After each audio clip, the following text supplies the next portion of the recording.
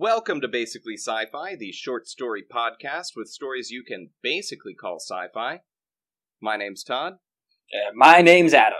And I'm Jared. And this week we are promptless and free. Ooh, yeah. I like living on the edge like this. Like that song. Of Glory by Living on the Edge of Lady Glory. Gaga. That sounds like a Whitesnake song. Sure. I mean, there's got to be a Whitesnake song, right?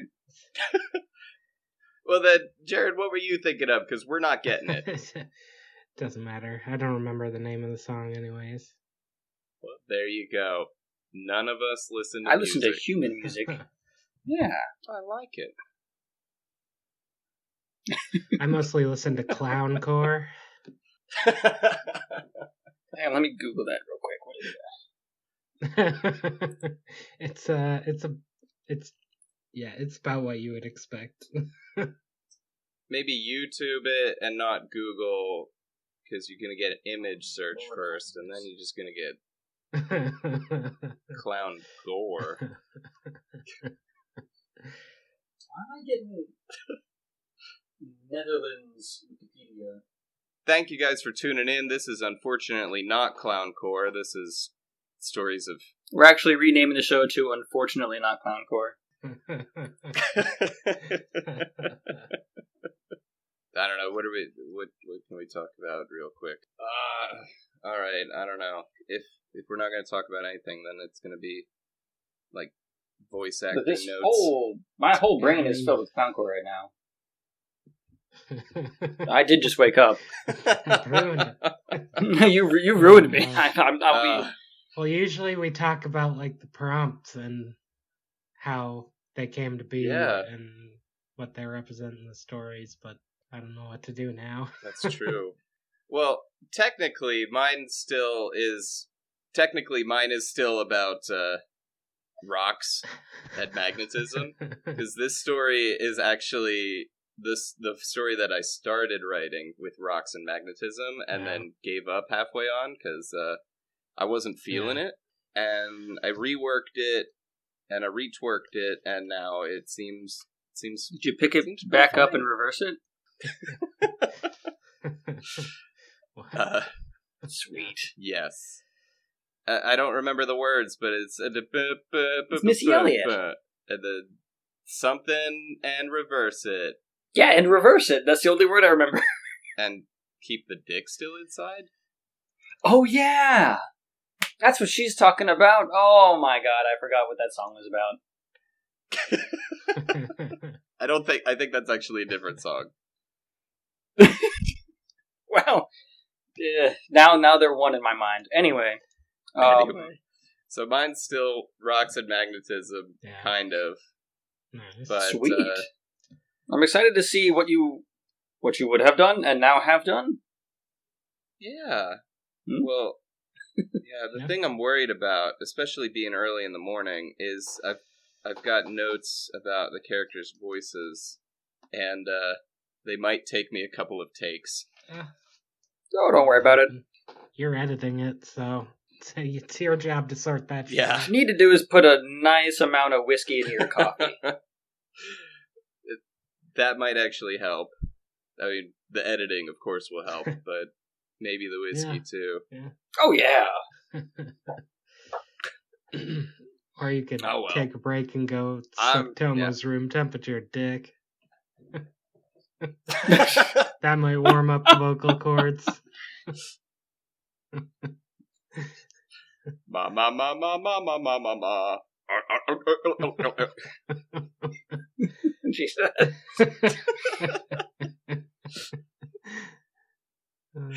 Shit. Hey, I'm gonna read my story.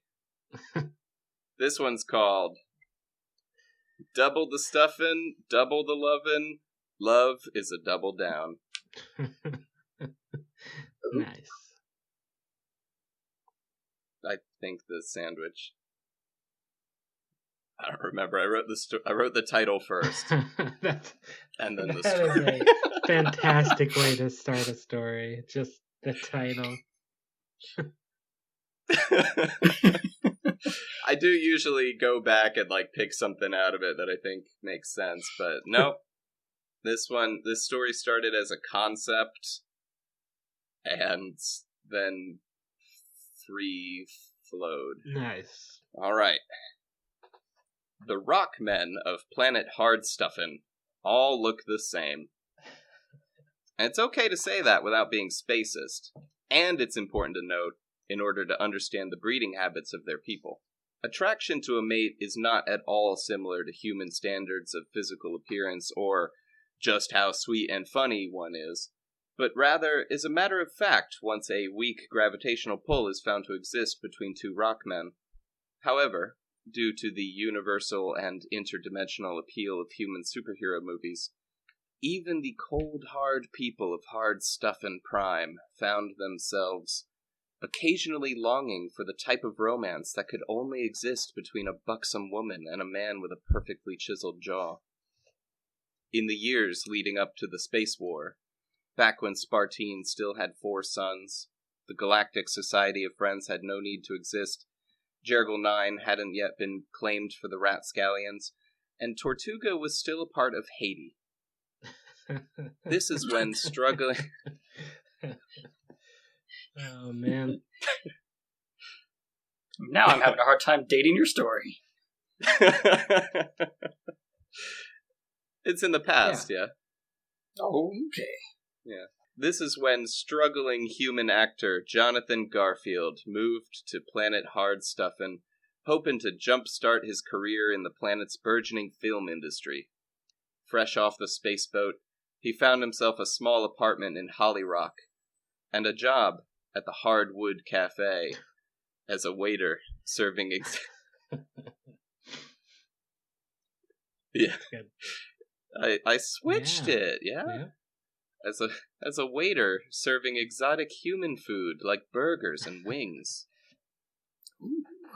Okay, the note says Kronk voice, and it's going to take me a couple of goes. Fair enough. Because I don't know that I could do Kronk's voice. That's from Cusco. Yeah. That's his I don't name. remember the name of that movie. The Emperor's New Groove. That's it. It's pretty central to my motivation in becoming a writer. All right, now, I don't know if I can do this. I might have to give up. Okay, who ordered the fried jalapeno poppers? They also serve jalapeno poppers. That sound like Kronk? Dude, no, that sounded fucking perfect, actually. Right here. Oh, of course, Jonathan said with a wink as he placed the basket. The Rockman raised her hand. Wait, and began rummaging through her purse. She pulled out a pink piece of chalk and quickly drew a blushing smile face over her blank rock face.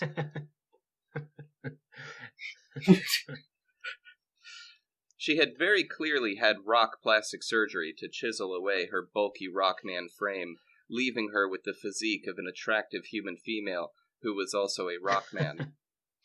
Is there anything else I can get for you? Just a few more napkins, please. Of course. Be right back.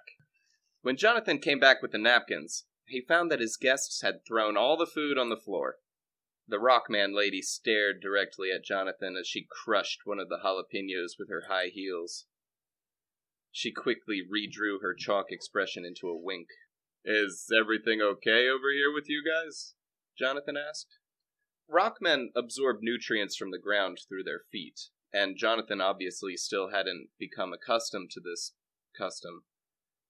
Some of the Rockmen at the table laughed at the dumbfounded look on his face.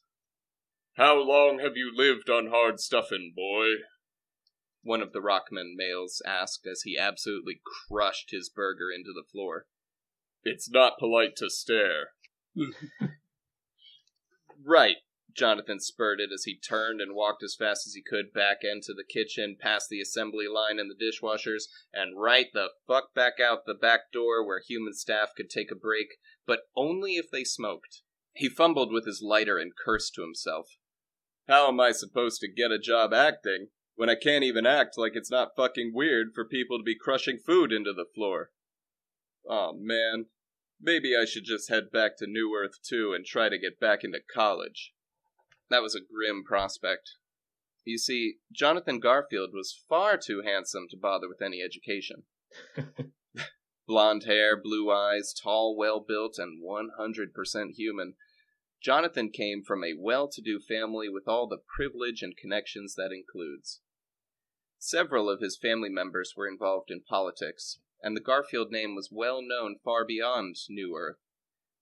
Royalty from all corners of the universe, from Svartavania to Jurgle 9, from Spartine to Oden, and even the Asphyxian royalty from inside the black hole dimension. All of them sought favor with the Garfields. From a young age, Jonathan was expected to either go into politics or movies. His mother often reminded him that work was for suckers and rapscallions, which was explicitly spacist, but also true. Since Jonathan struggled to be as openly spacist as his mother, he decided he probably wouldn't be able to make it in politics, and resigned himself to pursuing a career in the film industry. However, at this point in history, the general movie-going audience wasn't particularly interested in traditionally handsome human men, instead preferring their romantic leads to sport some kind of interesting mutation. The most popular actor at this time was Seismo Flipped, a human actor who had a quote-unquote accident with a radioactive mandrill, which resulted in a mutation that caused him to have multiple sets of colorful nostrils all over his face. Jesus!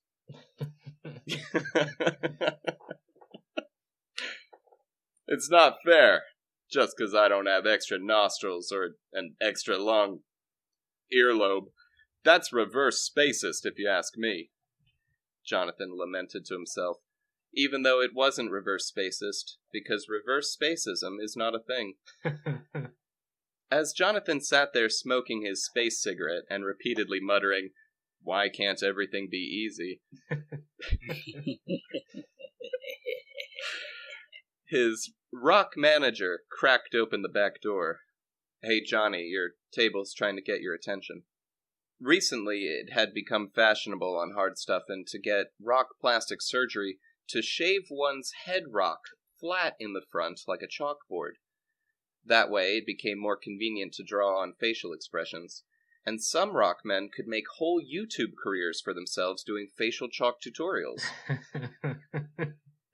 Nice. Jonathan's rock manager had not had this operation, so it was hard to tell if he was mad or not the way he said, "Your table's trying to get your attention."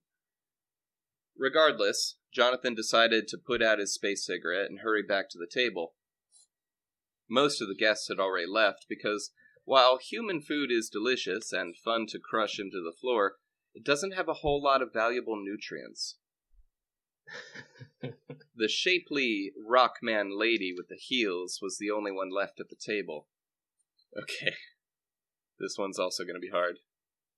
"I'd like to settle the check," she said, repeatedly crossing and uncrossing her legs.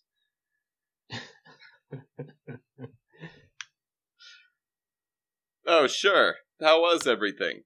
I'm a big fan of the jalapenos myself." "Oh, yeah. I'm a big fan of the jalapenos. They're so spicy." Okay, yeah. Right? So, everyone else already left, it looks like. One check is okay. "Yes. Give me the check. I want the whole check."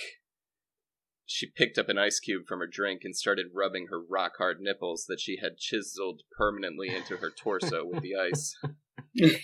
Oh, no. That's good. Jonathan took the whole check out of his apron/thong, which he had been wearing this whole time. The Hardwood Cafe isn't particularly well loved for its practically nutritionless food. Rockmen go there for the sexy human waiters in thongs. The Rockman lady used her non-nipple rubbing hand to present her credit card. Jonathan took it quickly and bolted back towards the register. Of course the damn card doesn't read. Let me take a look at it. The rock manager pinched the card in his stone fingers, but then suddenly gasped. My boy, do you know who she is? Do you know who she is? That's ObsidianGabbro. What, is she a regular? You don't know ObsidianGabbro, the most powerful movie producer in Hollyrock? That seems like information that I really should have known beforehand as an aspiring actor working as a waiter specifically to make connections in the movie industry, but no. I had no idea who that was until you told me. Well, you get back out there and act like you did. You're a damn actor, ain't you? Get out there and act like it. Jonathan adjusted his apron thong and went back out into the main dining area. He handed the card back to Obsidian, intentionally grazing his hand against hers as he did. Obsidian shivered at the touch of his soft, delicate hands that had never worked a day in his life. Ooh. She then used a piece of chalk to draw a mischievous smile on her face. You know, if you're new to hard stuff in Prime, I could show you around. What time do you get off? She said, finally using innuendo and intonation successfully. Jonathan's rock manager jumped out from behind the register. He gets off now. I'm firing him. Oh, Jesus. He said with a wink that you couldn't see because he doesn't have a chalkboard face, so Jonathan didn't know he was kidding and never went to work again. Oh. Yeah, now I guess. Let me just put some pants on and we can get out of here. Obsidian gripped Jonathan's hand tightly and the two raced to her Aston Martian. Get it? It's an expensive car. Yeah. Yeah, I get it. Nah, that was I'm gonna say right now, that was the worst joke I bothered to write in here. Hey, man. It was funny at like a physiological level. Like a recognizable level. Yeah. On the inside, it was funny. You know, this is the first time I've ever been on a date with a human before. Oh, it'll be just like in those old movies. Obsidian squealed like a schoolgirl. We can kiss in the rain while you hang upside down on a web, and then tonight you can break into my apartment while I sleep in the nude, and I'll greet you wearing nothing but a bedsheet. And then in the morning, you can crash a plane into the freezing cold ocean while we whisper our goodbyes over the radio. Yeah, that sounds like a Hollywood movie. Did you catch all those movie references? Oh, yeah. Yeah, wow, that sounds like an intense first date. And an intense first date it was indeed, because Obsidian was not kidding at all when she said she wanted him to hang upside down and break into her apartment. She had him reenact all of her favorite superhero romances, but Jonathan drew the line at the Captain America thing. Fair enough. Yeah. Finally, at the end of the night, Jonathan and Obsidian ended up back at her place, where they cuddled under the bedsheets. So, do you want to have sex? Jonathan asked, tired after a long day of reenacting movie scenes, but still desperate for a job. Obsidian rested her extremely heavy head on Jonathan's chest and gently whispered, "We are right now." No, we're literally not. They don't show real sex in superhero movies, so Obsidian had no idea what that looked like. Jonathan began to say, "Hey, Obsidian, I was wondering if you could show me around the movie studio tomorrow." But it was too late. She was already asleep. Oh, shit. Tired, angry, and kind of horny, Jonathan decided to just rub one out onto the floor of Obsidian's apartment and leave.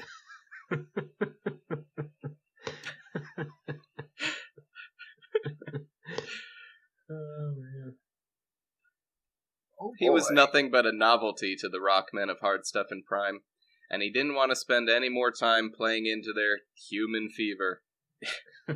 He immediately caught the next transgalactic flight back to New Earth 2, where his newly realized spacism towards rockmen really helped him establish himself as a politician, and eventually as the representative of New Earth 2 as its intern in the Galactic Society of Friends. Unbeknownst to Jonathan, the sticky seed he left on Obsidian's carpet was absorbed into her feet the morning after, and so she became with child. This was unbeknownst to Jonathan, but it was also unbeknownst to Obsidian, and this really didn't help her understanding of human mating, since forever after she thought humans could become pregnant by cuddling. Her son grew up never knowing his father. Obsidian told her son that his father was a World War II pilot who crashed his plane into the Atlantic Ocean. Wanting to follow in his father's heroic footsteps, the half-rock boy grew up into a half-rock man and joined the Hard Stuff and Prime Army, where he learned the fine art of quartermastering. He became disillusioned, however, when he learned that the Nazis had already been defeated at the end of World War II on Earth, and then completely destroyed after The Happening. He would never get to follow in his father's heroic footsteps, punching Nazis in the face. He left the army and turned to piracy. That half-rock man was Alabaster Garfield, the quartermaster of the Purple Pirates, and this was his backstory. The end. Nice. Ooh! That's where we're going with this. Yeah. I was curious as to how you could fuck a rock, but turns out you can. Just rub one out on their floor and get lucky. And they're all asexual, so technically you could impregnate any rock man you want. I don't know that they're asexual, but they are genderless, I think. Actually, yeah, I wouldn't say they're asexual, because that one rock lady seemed pretty sexual. Right? But no, the word asexual means that they don't display any physical characteristics of, there's only one. That they reproduce without mating, like with another. Yeah. They reproduce without mating. Yeah. I split down the middle. I'm saying that rockmen do. Oh. I'm saying it, right? I'm saying that they do. It's just that it's not the same as, I don't know, as us. Yeah. They just... Oh. However they get their rocks off. Oh, I should have used that one. God damn it.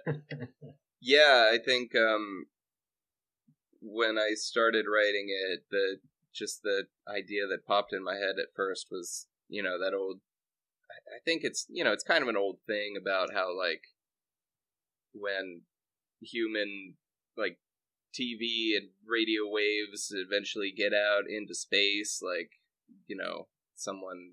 some aliens pick it up, and what do they think of, like, what they're seeing? Yeah. So, like, these have to be historical dramas about Captain America. Yeah. So the Rockmen are big into superheroes. Yeah. Because they're real.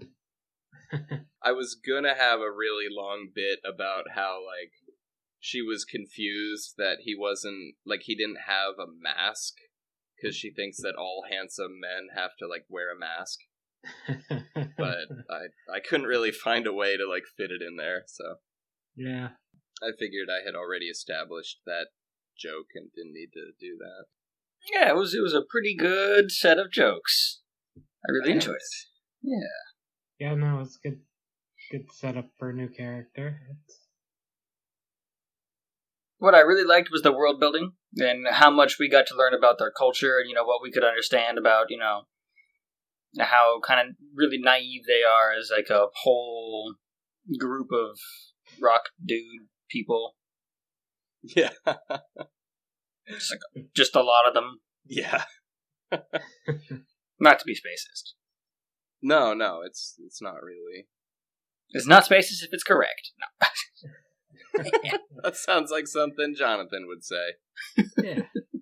But what was every time you said Jonathan, I kept thinking Jonathan Lithgow.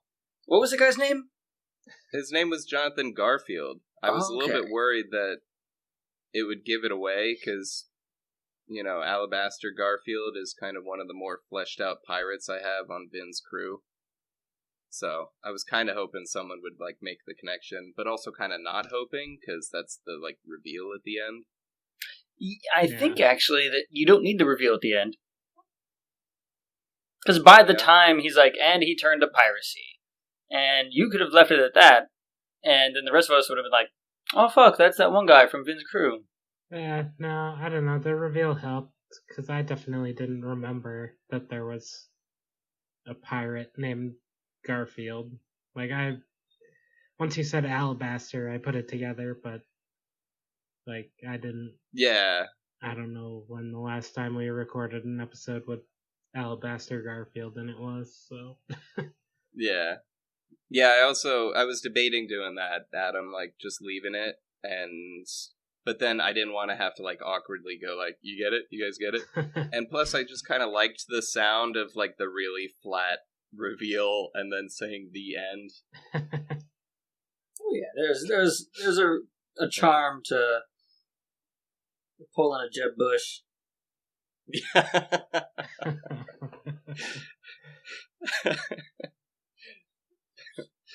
Please understand the reference.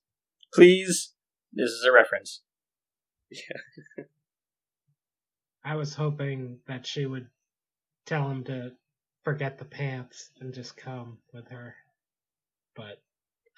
Oh yeah, that would have been really, like, perfect. Like, forget like the I pants. was sitting there just waiting for that joke, but maybe that's because it was too obvious, but, like... Yeah. Sad that it didn't come. Okay.